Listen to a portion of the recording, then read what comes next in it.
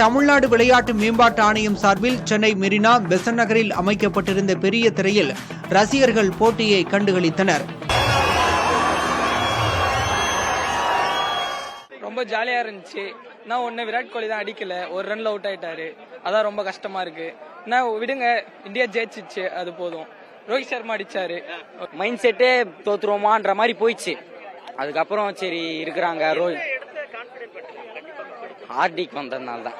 ஹார்டிக் போன match Australia கூட அப்படிதான் நர்வஸா இருந்தோம். வந்தாரு, 3 6 அடிச்சாரு. ஃபுல்லா இருந்த டென்ஷன் எல்லாம் கம்மி பண்ணிட்டாரு.